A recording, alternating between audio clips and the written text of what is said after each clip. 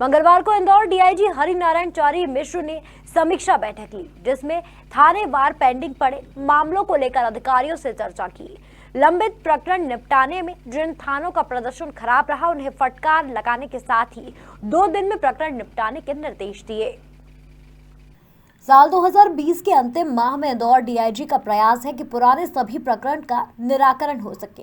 इसी को ध्यान में रखते हुए मंगलवार को नए पुलिस कंट्रोल रूम में समीक्षा बैठक का आयोजन किया गया, जिसमें एसपी, एडिशनल एसपी, सीएसपी और सभी थानों के प्रभारी मौजूद रहे।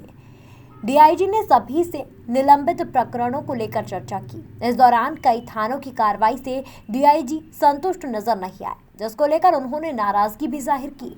डीआईजी के अनुसार समीक्षा बैठक में थानों में हुए अपराध, महिला संबंधी अपराध के पेंडिंग मामले, SC/ST से संबंधित प्रकरण, थानों में स्थायी वारंट से संबंधित मामलों की थानेवार समीक्षा की गई।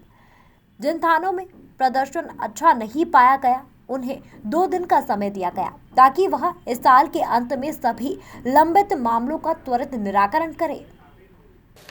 आज मुख्य तौर पर एक समीक्षा बैठक थी। इस समीक्षा बैठक में साल भर के वो तमाम मुद्दे जो कि पुलिस के सामने एक चुनौतीपूर्ण रहे थे, उन पर समीक्षा की गई।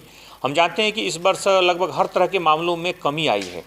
अगर हम लॉकडाउन के उस अवधि की बात करें तो उस दौरान अगर हम साइबर क्राइम की बात छोड़ दें और मुख्य परिवार संबंधी छोटे झगड़ों की बात छोड़ दें तो हर तरह के अपराधों में लगातार गिरावट आई और पुलिस ने जो कुछ भी घटनाएं घटी, उन घटनाओं पर बड़ी तत्परता से कार्रवाई की।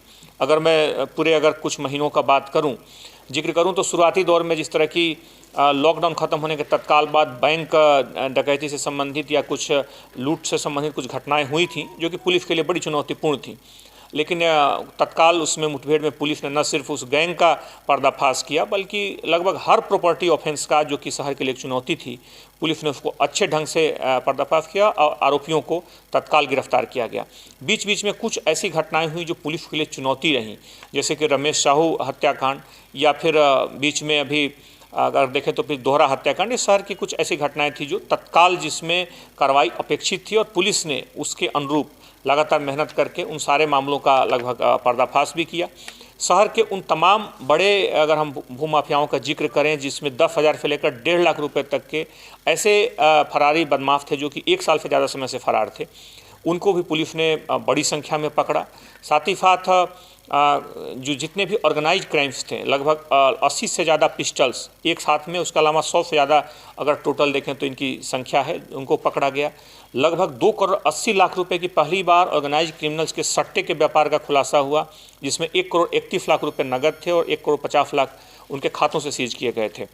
इसके साथ साथ अगर हम देखें तो अतिक्रमण संबंधी जो बड़ा जो अभियान था, वो दूसरे चरण में अभी जो शुरू हुआ, इसमें भी बड़े जो अतिक्रमण करने वाले जो बड़े अपराधी थे, उसमें भी बड़ी संख्या में उनके अतिक्रमण को तोड़ा गया है। इट ड्रग्स के मामले में भी उनके सभी के संपत्तियों की तलाश की जा रही है, सभी की संपत्तियों की जानकारी जुटाई जा रही है।